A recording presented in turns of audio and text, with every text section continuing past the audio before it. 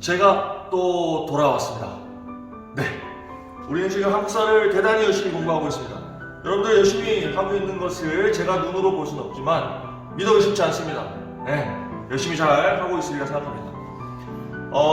제가 만약에 교실에 여러분들을 앉혀놓고 수업을 한다면 사실 좀 더 재밌게, 좀 더 지겹지 않게, 더 많은 이야기를 하면서 수업을 할 수 있는데 뭐 우리 사정상 그럴 수 없는 상황이고 지금 이렇게 또 영상을 찍어서 수업을 하다 보니까 여러분 약간은 집중력이 좀 흐트러질 수도 있어요.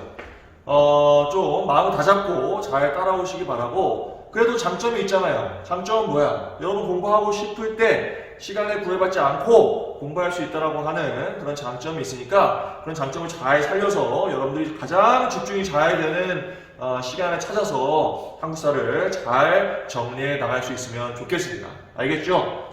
우리는 지금 고려에 대해서 공부하고 있습니다. 저번 시간에 고려의 정치의 전개를 살펴봤는데 두 번의 강의를 나눠서 제가 고려 전기와 고려 후기를 훑어드렸습니다. 그걸 이제 하나로 묶어서 고려의 전체적인 사회적 모습, 문화적 모습을 살펴볼 건데 이번 강의는 뭐 매우 간단한 강의입니다. 간단한 강의예요. 이제 출발하도록 하겠습니다. 자, 펜 드시고 다 같이 열심히 필기하면서 살펴보도록 하겠습니다. 자, 프린트 전체적으로 한번 살펴볼게요. 전체를 보시면 또 가장 위에 고려 전기와 고려 후기 때의 뭐가 나와 있냐면 외세의 침략, 그에 대한 고려의 대응 이런 모습들이 나와 있어요. 사실 이 부분은 고려의 대외관계를 제가 설명할 때 다 말씀드렸던 건데 워낙 잘 나온다고 제가 중요하다고 말씀드렸고 프레젠테이션까지 했죠. 네, 다시 한번 요 이제 그 5강 프린트에서 그 윗부분에서 정리해 나가면서 전 시간에 했던 것을 다시 복습한다 라고 생각하시면 되겠어요. 알겠죠? 고려 전기 때 누가 침략해 온다? 거란이 침략해 온다고 했었죠. 거란의 침략은 1차, 2차, 3차에 걸쳐서 전개되는데 그 중에서 여러분들은 1차와 3차를 기억하면 좋다고 했습니다. 그죠? 1차 침입 때 서희가 외교 담판을 해서 강동 육주라고 하는 지역을 획득했다. 강동 육주. 이제 좀 귀에 박히려고 그러지 않아? 하도 많이 들어서 강동 육주, 서희, 거란의 1차 침략을 막아냈습니다. 그리고 3차 침입 때 강감찬이 귀주에서 대선을 얻었다. 그것이 바로 강감찬의 귀주 대첩. 그래서 거란을 몰아냈다라는 것이고, 그 다음에 여진이 이제 침략을 해올 때에 윤과는 별무반을 조직을 하죠. 그래서 이 별무반을 데리고 여진의 기병에 대응을 하게 됩니다. 그래서 여진을 일부 몰아내고 그 지역에 동북 구성을 축조하게 됩니다. 그죠? 네, 동북 구성을 축조했다. 이 동북 구성은 나중에 반환한다고 말씀드렸었죠. 네, 여진과의 관계. 근데 이 여진이 이제 금나라로 발전한다고 했잖아. 금나라가 된 이후에 여진이 군신 관계를 요구할 때 그 군신 관계를 누가? 이자겸이 수용하는 그런 모습도 있었다라는 걸 기억하시면 되겠습니다. 그래도 이 여진과의 관계까지, 금나라의 관계까지 해서 고려가 뭐 복속이 됐거나 이런 상황은 없었습니다. 그런데 고려 후기로 가서 이제 누가 침략해 오면서 몽골이 침략해 오면서 결국 고려는 몽골에게 복속되는 그런 상황이 만들어집니다. 그래서 원 간섭기에 들어가게 되는 거죠. 그럼에도 불구하고 처음에 몽골이 침략했을 때 대장경을 가능해서 열심히 불경을 만들어서 부처님의 힘을 통해서 우리가 몽골 침입을 막아낼 수 있다라고 생각했던 사람들이 있었죠. 그래서 만들어진 것이 팔만대장경입니다. 너무나 소중한 우리의 기록 유산이에요. 지금 저기 합천 해인사에 보관되어 있죠. 그죠? 팔만대장경. 해인사 가본 사람 있죠? 잘했어요. 네. 그 다음에 최씨 정권이 수도를 강화도로 천도하면서 이제 저항을 했다고 그랬잖아요. 근데 결국은 이제 무신 정권 말미가 됐을 때에 개경으로 다시 수도가 옮겨지는데 여전히 싸웠던, 항쟁했던 사람들이 바로 삼별초. 근거지를 옮겨가면서 진도, 제주도 옮겨가면서 싸웠다고 했었었죠. 삼별초의 항쟁도 동시에 기억하시면 좋겠습니다. 알겠죠?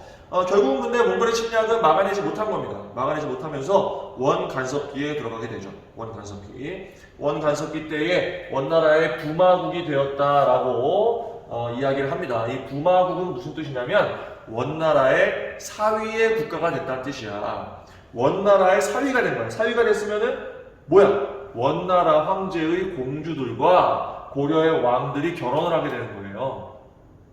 알겠습니까?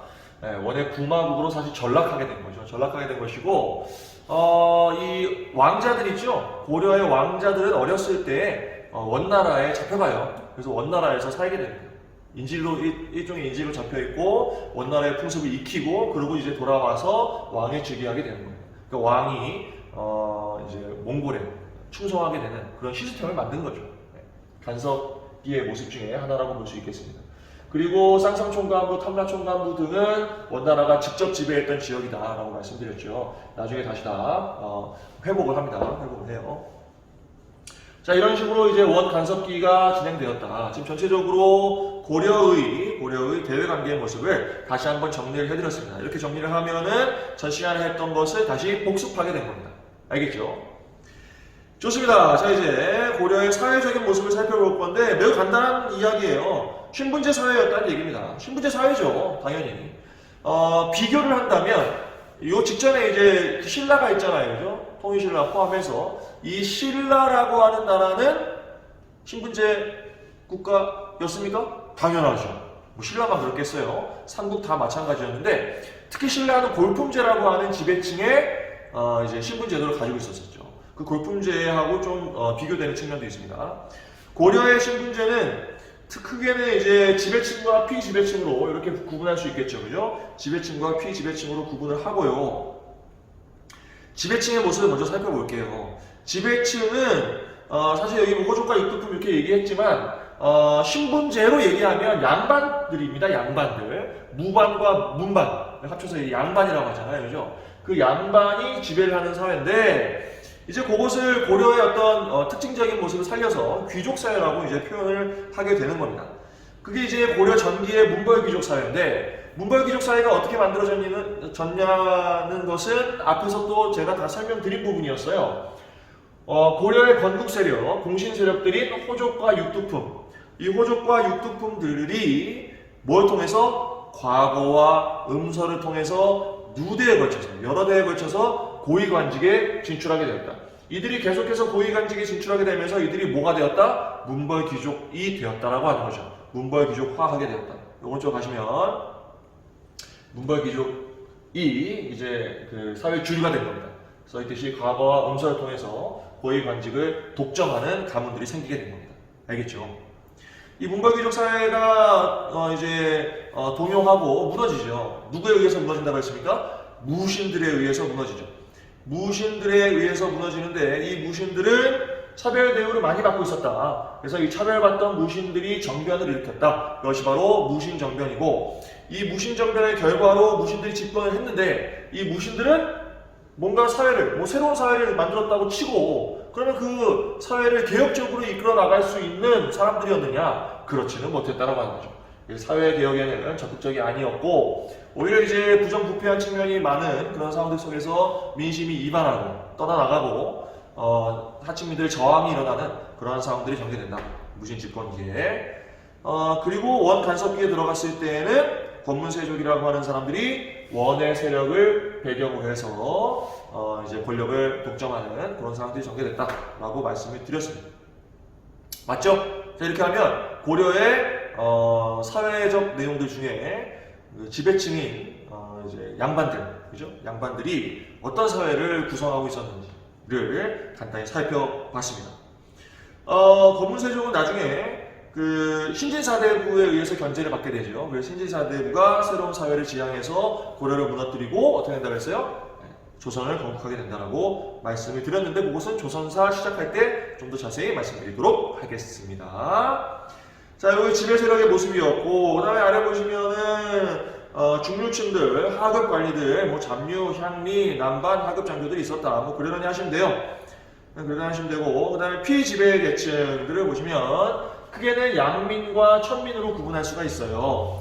양민에는 백정농민, 이게 그냥 일반적인 농사를 짓는 농민들을 의미하는 겁니다. 이게 조선시대가 되면 백정이라고 하는 용어가 이제 소, 돼지 도축하는 뭐 그런 사람들을 백정이라고 부르게 되는데, 고려시대까지만 해도 백정은 그냥 일반적인 농민들을 의미하는 겁니다. 백정 농민들. 그 다음에 상공업자들, 특히 향부곡 소라고 하는 특수행정구역에 사는 사람들이 있었다고 말씀드렸었죠, 앞에서. 이 향부곡 소는 향부곡은 농업에 종사하고요, 소는 수공업이나 광업 이런 것에 종사하는 특별행정구역이에요. 여기에는 지방만이 파견되지 않았어요. 약간의 차별 대우받는 측면이 있었습니다. 쓰고 있니? 자, 그래서 오른쪽에 보시면 신부는 양인이었지만, 그죠? 신부는 양인이었지만 조금은 차별 대우받는 그런 모습이 있는 사람들이었다. 향부곡소에 사는 사람들, 양인 신분이었지만 차별받는 모습이 있었다 라고 기억하시면 되겠습니다. 이제 하나 남았죠. 뭡니까? 천민들이죠. 천민들. 고려시대 천민의 대부분은 노비들입니다. 노비들. 이거 뭐 조선시대도 마찬가지입니다. 조선시대에도. 뭐 노비에도 여러 종류가 있는데 뭐 지금 여러분들이 그것까지 아실 필요는 없고, 피지배계층의 이제 한 최하층민의 모습이었다라고 기억하시면 되겠어요. 그 정도만 아시면 돼요. 알겠죠? 이렇게 해서 고려가 가지고 있는 신분제의 모습을 또 지배계층의 전개를 중심으로 해서 다시 한번 살펴봤습니다. 잘 기억을 하시고요. 오른쪽에 가시면 요거는 이제 고려가 여성의 지위가 어땠느냐에 대한 이야기가 나와 있어요. 여성의 지위가 어땠느냐. 이런 이야기를 왜 지금 이야기하냐면, 우리가 전통사회를 생각할 때에 항상 여성의 지위가 낮았을 것이다라고 생각하는 경향이 있어요. 우리나라에서 그런 경향이 나타나는 이유는 조선 중기 이후부터 낮아진 여성들의 지위를 우리가 알고 있기 때문에, 그리고 그것이 상당히 답습되어 왔던 오랜 기간이 있었기 때문에 그런 생각을 하는데, 사실 고려시대만 해도 여성의 지위가 우리가 생각하는 것보다 훨씬 더 높았다는 거죠. 꽤 높았습니다. 네. 그래서 그 이야기를 하고 있는 건데, 보시면 여성의 지위가 높았다라고 하는 것을 보여주는 이야기들입니다. 보면 자녀 균분 상속이 이루어졌어요. 남녀 구분 없이 아들이건 딸이건 균분하게 동일하게 재산을 상속해 주는 거야. 알겠습니까? 그러니까 여성이 재산을 받는 거에 대해서 차별받지 않았다는 거죠. 네. 사실 자녀가 균분하게 상속을 받으면 결국 이게 뭘 하는 거냐면, 딸도 제사를 지낼 수 있게 되는 거야. 재산을 물려준다는 것은 이후에 이제 그 선조에 대한 제사를 지내야 되는 의무가 생기는 겁니다. 네, 윤회봉사라고 해서 돌아가면서 이제 제사도 지내는, 딸도 제사에 직접 참여하는 그런 상황이 만들어지는 거죠. 그 다음에 호적에 출생순으로 기재했어요. 남자를 먼저 적는 게 아니에요. 출생순으로 기재했고, 여성도 호주가 될 수 있었습니다. 그 다음에 음서라고 하는 제도가 있잖아요. 그죠? 고위 관직의 자손들이 관직에 진출할 수 있는 음서라고 하는 제도가 있는데, 이 음서도 사위든지 외손자든지 상관없이 혜택을 누릴 수 있었어요. 그러니까 모계 쪽으로도 구분하지 않고 이런 혜택을 주고 있었다는 거죠. 결국은 일상에서 남자와 뭐 거의 대등할 정도로 지위를 가지고 있었다라고 하시면 그렇게 생각하시면 되겠습니다. 이혼도 할 수 있었고 재혼도 자유롭게 할 수 있었어요. 이런 것들이 다 억압되고 다 이제 변화하게 되는 시점이 언제냐면 바로 조선 중기 이후에요. 조선 중기 이후에 재산이 어떻게 상속됩니까? 이게 자녀한테 균분하게 상속되는 게 아니고, 그것도 아들한테만 상속되는 것도 아니고 큰 아들한테만 가요. 큰 아들한테만. 그러니까 재산은 누구만 지내? 큰 아들만 지내게 되죠. 네. 그런 식으로 이제 가부장적 사회로 완벽하게 전환되는 시점은 조선 중기 이후다라고 보시면 되겠습니다. 적어도 고려시대까지만 해도 여성의 지위가 상당히 높았다는 것을 알 수가 있습니다. 알겠죠? 자, 고려시대 여성의 지위에 대해서 간단히 말씀드렸습니다. 이러면 고려의 사회적 모습들을 매우 간단하게 살펴봤고요. 뭐 어렵지 않게 이해하실 수 있으리라 생각합니다. 그 다음에 고려의 문화적인 내용으로 넘어가도록 하겠습니다. 오늘 수업 모두 길지 않아요. 고려의 문화만 보고 이제 끝이 납니다. 그 내용도 제가 중요하다고 말씀드린 거 몇 가지만 기억하시면 충분해요. 알겠죠? 자, 고려의 문화도 고려 전기와 고려 후기로 구분되어 있습니다. 이런 프린트에 잘 보이죠? 고려 전기와 고려 후기로 구분되어 있는데 이 고려 전기 때의 유학의 모습부터 살펴볼게요. 표 하나로 정리해놨어요. 유학, 유교죠. 유학이 발달하는 과정 속에서 고려 전기 때 국자감이라고 하는 학교가 만들어집니다. 네, 국립학교예요. 국립학교. 관악이라고 되어 있죠. 국립학교인 국자감이 만들어졌고, 이제 역시 관악인 향교, 지방의 향교도 만들어지게 됩니다. 그리고 이제 양현고라고 해서 양현고, 이건 이제 유학자들을 길러내기 위한 뭐야? 장학금 제도예요. 장학금. 이게 뭐 양현 고등학교가 있었던 게 아니야. 그런 거 아니고 양현고라고 해서 요 고자는 참고할 때 고자예요. 이거 뭐 한다는 거야? 이제 그 재산을 축적해 놓고 그걸 가지고 뭘 한다는 거죠? 장학금을 지급한다는 얘기입니다. 네. 현자들을 기르는 창고다. 양현고라고 하는 제도가 있었다라고 하는 거 기억을 하시고요. 그 다음에 이런 관악, 국립학교가 있었던 반면에 사립학교들도 있었습니다. 사립학교들. 사학 12도라고 하는 대표적인 사학이 있었고, 사립학교들이 있었고, 그 중에서도 최충이라는 사람이 만든 구제학당이 아주 유명했습니다. 사학 12도 중에서 최충의 구제학당이 있었다. 이제 요 사학 12도와 같은 사학에서 굉장히 많은 또 이제 인재들이 배출이 됩니다. 네, 기억하시면 좋겠어요. 물론 국자감을 기억하시는 것이 훨씬 좋습니다. 국자감 잘 기억하세요. 고려 전기 때 이런 식으로 유학이 발달해 나갔고, 고려 후기 때는 성리학이 수용되는 것이 매우 중요한 겁니다. 이게 유학의 흐름이 바뀌는 거예요. 성리학이 수용된다. 송나라, 그러니까 중국의 송나라 그 주희라고 하는 사람이 집대성을 했죠. 그 성리학이 고려로 들어오게 되는데 그걸 받아들인 사람이 안향이라고 하는 사람입니다. 안향이라고 하는 사람의 소개에 의해서 성리학이 수용되었다. 인간의 심성과 우주의 원리 이런 것들을 사변적으로 탐구하는 학문이 바로 성리학입니다. 성리학. 이 성리학을 받아들인 사람들이 누구였냐? 바로 신진사대부들이었죠. 신진사대부. 신진사대부들이 성리학을 바탕으로 해서 형성이 된 세력이라고 보시면 되겠습니다. 알겠죠? 신진사대부. 새로운 개혁적인 세력이 되는 거죠, 이들이. 그래서 조선을 건국하게 된 세력이라고 여러 번 말씀드리고 있습니다. 잘 기억하시고, 이렇게 고려시대 유학의 흐름을 말씀드렸고, 그 다음에 아래 보시면은 역사책들이 만들어집니다. 역사책.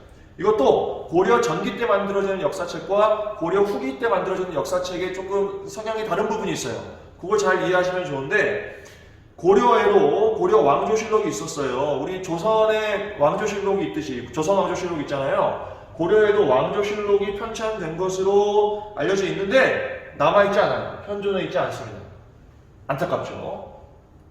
현존해 있지 않고 현존하고 있는 가장 오래된 역사책이 바로 고려 전기 때 만들어지는 김부식이 만든 삼국사기라고 하는 책입니다.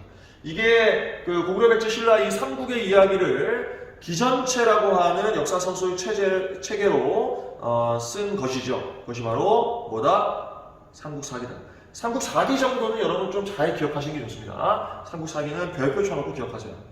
이게 삼국시대 때 만들어진 게 아니야. 고려 문벌귀족의 대표적인 인물이었었죠. 이 김부식이 삼국사기를 편찬하였다라는 것. 그래서 남아있는 가장 오래된 역사책이다. 그래서 최고라고 했죠. 이 가장 좋다는 게 아니고 가장 오래됐다는 뜻이에요. 가장 오래된 역사책이다. 기전체라고 하는 본기, 열전, 세가, 지표 이런 식으로 주제를 나누어서 역사를 서술하는 것이 기전체예요. 네. 사마천이라고 하는 사람이 사기라고 하는 책을 쓸 때 이 기전체를 이제 성립시키죠. 그래서 그것에 영향을 받아서 김부식도 기전체 역사 서술을 하게 된 겁니다. 알겠죠? 삼국사기 기억하시고, 그다음에 고려 후기의 역사책들 중에서 이규보의 동명왕편, 이련의 삼국유사, 이승휴의 제왕운기와 같은 책들이 있는데 이 책들 중에서 가장 중요한 건 이 삼국유사를 잘 기억하시면 되겠어요. 삼국사기와 삼국유사를 좀 비교하는 그런 모습들이 많이 있으니까 삼국유사를 잘 기억하시면 좋겠습니다. 삼국유사는 편년체 서술이고요. 편년체, 역사를 시간순으로 쭉 나열하는 것을 편년체라고 합니다. 그 다음에 고려 후기 때 만들어지는 이런 역사책들의 특징이 있어요. 특징 보시면 자주적인 성향이 매우 강합니다. 자주적인 성향이 매우 강하다. 이게 고려의 자주성, 민족성 이런 것들을 드높이려고 했던 시기가 있어. 그 시기가 바로 언제? 고려 후기야. 특히 언제부터겠어요? 고려 후기 중에서도 특히 몽골이 침략하는 시기. 몽골이 침략하는 시기에 우리의 어떤 정체성을 강하게 가지고 있어야 하는 필요성이 있었던 거야. 알겠습니까? 우리의 자주적인 모습 이런 것들을 강조하는 것이 중요했던 시기에 바로 삼국유사나 제왕문기 이런 것들, 이러한 책들이 쓰여진 것이다 라고 이해하시면 되겠습니다. 알겠죠? 왜 이런 고려 후기에 자주적인 성향을 가진 역사책들이 쓰여졌느냐, 바로 몽골의 침략에 영향이 크다라는 것을 기억하시면 좋겠습니다. 그 중에서도 일련의 삼국유사를 좀 잘 기억하셔라. 알겠죠? 뭐 고조선 얘기도 나오고 이러거든요. 이 일련의 삼국유사에는 우리의 민족의 자주성 이런 것들을 좀 드높이려고 하는 그런 모습이 있습니다. 알겠죠? 잘 기억하세요. 앞에 있었던 삼국사기와 일련의 삼국유사 그렇게 잘 기억하시면 좋겠습니다. 고려 후기 때의 역사서의 특징들 말씀드렸습니다. 다음 불교로 갑니다. 아래 불교로 갑니다. 고려의 불교는 요거는 기억하시면 괜찮습니다. 요 별표, 요 표시, 별표. 고려는 왜 불교를 기억해야 되냐? 기본적으로 종교적인 측면에서 보면 고려는 불교의 나라예요. 네, 왕실에서도 계속해서 이제 불교를 섬겼고 불교의 나라입니다. 불교하고 뗄래야 뗄 수가 없는 나라예요. 잘 기억을 하시는데 두 명의 승려를 기억하도록 하겠습니다. 두 명의 승려. 앞에서 우리가 통일신라 공부할 때 두 명의 승려를 공부했어요. 그게 누구였어? 기억나? 해골물 마셨던 누구였죠? 원효. 원효와 의상이 통일신라 때의 대표적인 승려들인데 이들이 이제 그 불교를 대중화시키는데 큰 역할을 했죠. 이 고려의 승려들 중에서는 두 명 누구냐면 의천이라고 하는 인물과 그다음에 고려 후기 때 진울이라는 사람 이렇게 두 사람을 기억하는 거야. 누구하고 누구? 의천과 진울. 이 둘을 기억하셔. 의천과 진울은 어떤 역할을 했냐면요. 당시에 고려의 불교의 상황을 보면 신라 말부터 이제 선종이라고 하는 것이 등장하기 시작했고 교종이라고 하는 종파도 매우 크게 발달하게 됩니다. 근데 이 교종과 선종이 좀 차이가 있어요. 교종은 계율이나 교리 이런 것들을 좀 강조하는 게 교종이고 선종은 참선, 수행 이러한 것들을 강조하는 게 선종이야. 약간 다르죠, 방식이. 그래서 이 교종과 선종이 좀 대립적인 측면이 있었어요. 그것을 하나로 통합하고자 했던 사람들이 바로 의천과 진울입니다. 그래서 이 두 사람을 기억하면 되는데 의천이 창시한 종파가 해동 천태종이고요. 불교 종파 중에 천태종이고 이 의천의 천태종은 교관겸수라고 하는 것을 강조했어요. 교관겸수. 이게 뭐냐면 교와 관을 함께 해야 된다는 건데 교가 교종을 얘기하는 거고 관이 선종을 얘기하는 거예요. 결국은 뭐 한다는 거야? 교종을 중심으로 선종을 통합하자라고 하는 주장을 했던 사람이 누구? 의천이다. 의천. 알겠죠? 교관겸수. 기억하세요. 고려 전기 교관겸수 의천. 그 다음에 바로 진울입니다. 진울이 불교를 이제 새롭게 바꿔야 된다. 뭐 이게 결사운동을 펼치면서 조계종을 창시하게 돼요. 조계종. 이 조계종이 현재 대한민국의 불교의 가장 큰 종파가 조계종입니다. 그 시작이 진울이에요. 이 진울이 정의 쌍수라고 하는 것을 주장했어요. 정의 쌍수. 정과 해를 역시 같이 해야 된다. 교관겸수랑 좀 비슷하죠. 비슷한데 이거는 뭐가? 선종이 중심이 되어서 교종을 통합해야 된다라고 하는 주장입니다. 진울의 정의 쌍수. 네. 쌍수. 그 쌍꺼풀 수술 그거 아니야?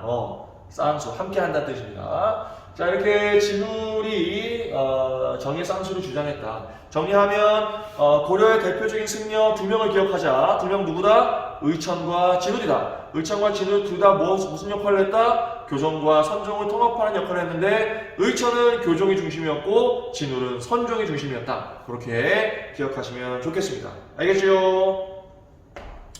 자, 기억하셔요. 고려의 불교는 중요합니다. 그러다 보니 고려에도 불상이 만들어지고 불탑이 만들어지고 많은 것들이 만들어지겠죠. 이 불상과 불탑은 한꺼번에 보도록 하겠습니다. 철불이 유행했고 관촉사, 비륵, 보살, 입상, 파주, 용미리, 마애불, 부속사, 소주, 아미타, 열애조사 이런 것들이 있었다. 그냥 그러려니 하세요. 알겠죠? 알아두면 좋겠지만 시험에 나올 가능성은 거의 없어요. 네. 고려 불상의 그냥 특징 정도만 아시면 되는데 이 고려 불상의 특징은 보면은 이게 어떤 느낌이냐면 그 실제 모습 보면 약간 이게 불상이야? 하는 느낌이 들어요. 이 실제 모습을 좀 보셔야 돼요. 좀 이따 보여드릴게요. 프레젠테이션 할 때 보여드릴게요. 약간 보면 하여튼 웃겨요. 좀 뭔가 좀 비례가 안 맞고 좀 웃깁니다. 우습다는 게 아니고 그냥 그런 느낌이 들어요. 보면은 이따 보여드릴게요. 그 다음에 고려의 불탑에 1.4 8각 9층 석탑 대표적인 석탑이 있고요. 그 다음에 또 유명한 게 경천사지 10층 석탑이 있는데 이건 사실 경천사지잖아요. 경천사라고 하는 절이 있었던 곳에 세워진 10층짜리 석탑인데 사실 10층짜리 석탑은 잘 안 지어요. 안 만듭니다. 이거 원나라의 영향으로 보여요. 네. 그리고 경천사지 10층 석탑이 이게 사연이 많은 석탑이야. 이거 지금 어디 있냐면 어디 있게요? 사실 경천사라고 하는 절은 개성에 있는 절이야. 개경에 있는 절이었었는데 거기에 석탑이 있었는데 이게 지금 어디 와 있냐면 서울 용산에 와 있어요. 용산의 국립중앙박물관에 와 있습니다. 이게 위치가 어디야? 원래 지금의 개성에 있어야 돼요. 개성이 있어야 되는데 여러 가지 우여곡절 끝에 우리 서울에까지 와 있습니다. 이게 한번 약탈을 당한 거야. 언제? 일제강점기 때 이걸 다 해체해가지고 가져갔어요. 일본이. 가져간 것을 다시 되찾아오는 과정에서 이걸 반환하는 과정에서 이게 남한으로 반환이 되면서 이렇게 그 박물관까지 이렇게 들어가게 된 거죠. 그 국립중앙박물관 들어가자마자 딱 우뚝 서 있는 탑이 하나 있는데 그게 바로 경천사지 10층 석탑입니다. 네. 사실 제 생각으로는 이 탑은 개성에다 갖다 놨으면 좋겠어요. 원래 경천사지가 있는 곳에 갖다 놨으면 좋겠습니다. 네. 우리가 북한한테 이야기해서 또 우리가 우호관계를 좀 증진시키는 그런 측면에서도 이런 것들을 좀 반환하면 원래 있는 자리에 있을 때 가장 의미가 있어요. 생각을 해봐. 경천사지에 있어야 경천사지 10층 석탑이지. 그게 박물관에 있으면 그게 경천사지 10층 석탑이야? 박물관 10층 석탑이지? 네. 원래 있던 위치에 좀 갔으면 좋겠다 하는 제 개인적인 마음이 있습니다. 네. 이런 탑들이 만들어졌어요. 다 이제 불교의 영향들이겠죠. 그 다음에 건축인데요. 아래 보시면 고려 후기 때 만들어지는 건축물들이 가장 오래된 남아있는 건축물들이에요. 우리 역사에서 남아있는 건축물들 중에 가장 오래된 것들은 고려 후기 것들이야. 고려 전기 것도 안 남아있어요. 남아있지 않습니다. 남아있지 않아요. 건축물들이 우리가 대부분 목조 건축이기 때문에 이제 수명이 길지가 않아. 왜? 뭐에 약해?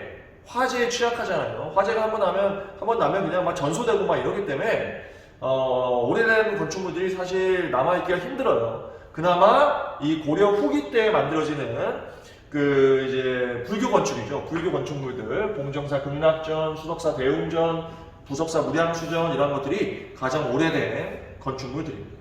그리고 이러한 고려 후기 때 건축물들은 주심포 양식이라고 하는 양식을 가지고 있습니다. 이것도 제가 좀 이따가 프레젠테이션 하면서 제가 간단하게 보여드릴게요. 그냥 간단하게 그냥 눈으로 이런 양식의 건축물이구나 라는 정도만 아시면 되겠습니다. 자, 그다음 아래 보시면은 인쇄가 이제 발전하게 되는데 인쇄 초조대장경이라고 하는 것은 역시 이제 불경인데 거란이 침략했을 때 만들어져요. 그리고 다시 만들어지는 게 어디가 침략했을 때? 몽골이 침략했을 때 만들어지는 팔만대장경입니다. 알겠죠? 다 이런 대장경들은 만들어진 시기로 봤을 때 결국 다 뭐야? 외세 침략을 불교의 힘으로 막아내겠다. 호국 불교의 성격을 가지고 있는 거예요. 불교가 나라를 지켜준다는 뜻이에요. 호국 불교. 알겠죠? 그리고 요거는 좀 기억하면 괜찮을 것 같아요. 직지심체요절. 직지심체요절. 이게 현존하는 세계에서 가장 오래된 금속발자입니다. 세계에서 가장 오래된 금속발자. 구텐베르크라고 하는 사람이 이제 서양에서 금속 활자를 발명하고 발전시켰는데 그거보다 수십 년 빠른 것으로 알려져 있습니다.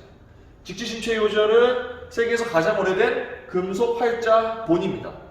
금속 활자 물이죠. 금속 활자 물. 알겠죠? 이것도 이제 사실은 이제 역사에 묻혀 있다가 이제 현대에 들어서 이제 발굴이 된 거죠. 프랑스에 있습니다. 프랑스에. 우리나라에 없어요. 안타깝죠?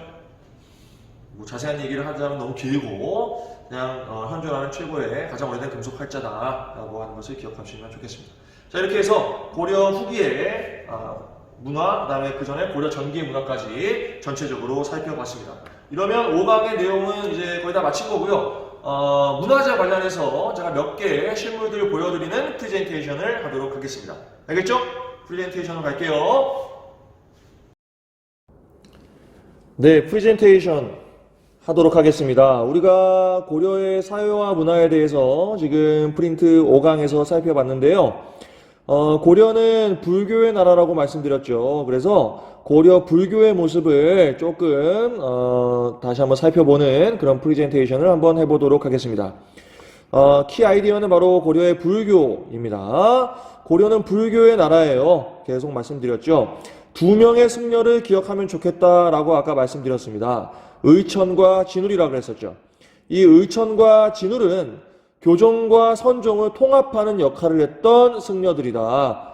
자, 의천은 뭘 통해서? 교관 겸수를 통해서 교종을 중심으로 선종을 통합하려고 했습니다. 그죠? 그리고 고려 후기 때 진울은 정해 쌍수를 주장하는데 이 정해 쌍수는 선종을 중심으로 교종을 통합하고자 하는 노력이었다라는 정도로 기억하시면 좋겠어요. 의천과 진울은 여튼 꼭 여러분들 머릿속에 넣어두시기 바랍니다. 알겠죠? 넘어갑니다.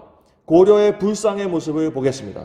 제가 아까 수업할 때 고려의 불상의 실제 모습을 보면 좀 푹 하죠? 좀 그런 재밌는 모습이 있다라고 말씀드렸는데 이거 보세요. 네. 이게 대표적인 고려에 써있듯이 관촉사 석조 미륵보살의 모습입니다. 인체 비례가 좀 안 맞죠? 안 맞아요.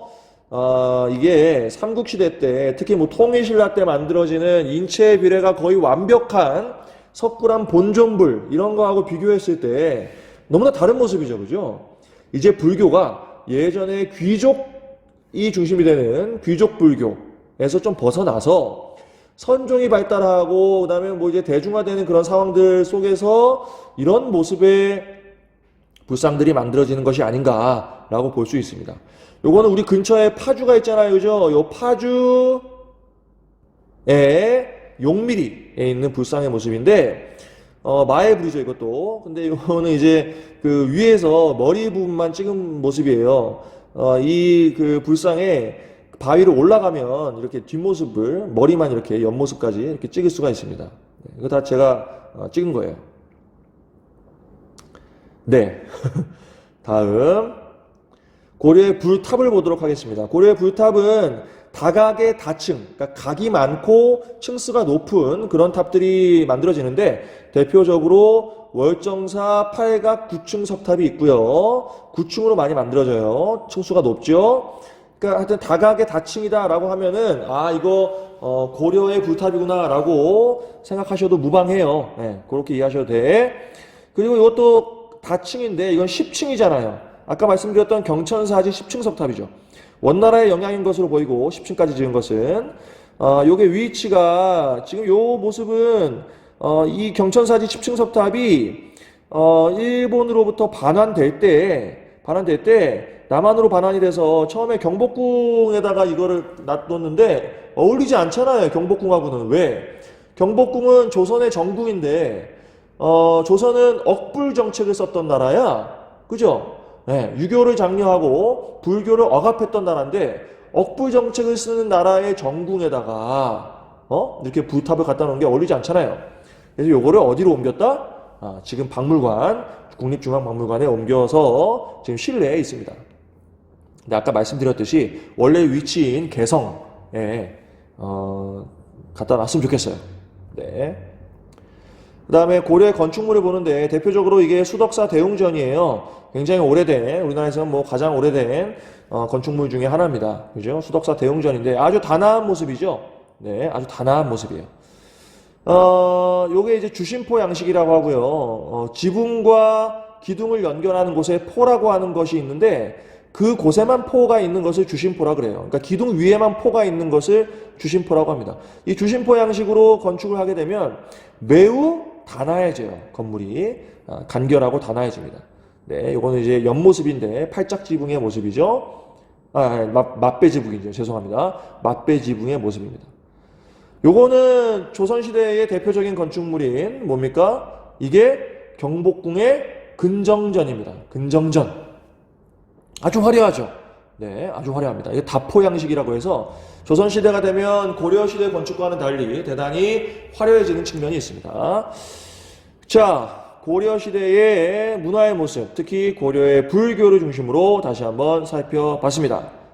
고생하셨어요. 자, 이번 시간에는 고려의 사회와 문화에 대해서 살펴봤습니다. 이렇게 하면 이제 고려 전체의 내용이 다 끝난 겁니다.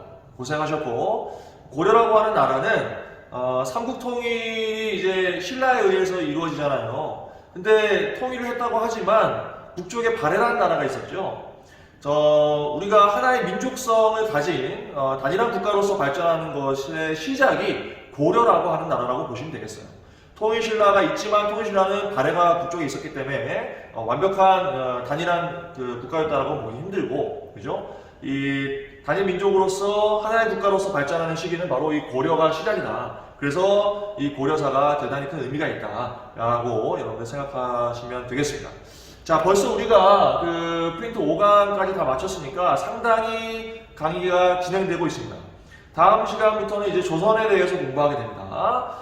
여러분들 계속해서 그 흐름을 놓지 마시고 복습도 해가면서 특히 수업 끝나고 나서 직후에 복습하는 게 가장 좋고요. 그 다음에 좀 더 폭넓게 이해하려면 한국사 교과서가 있다면 그 교과서를 찾아서 해당하는 부분을 읽어보면 또 이해가 쉽게 될 겁니다. 알겠죠? 그런 식으로 따라오시기 바랍니다. 자, 지금 여러분들 대단히 잘하고 있습니다. 계속해서 잘 하기를 기대할게요. 알겠죠? 다음 시간에 만나겠습니다. 바이바이.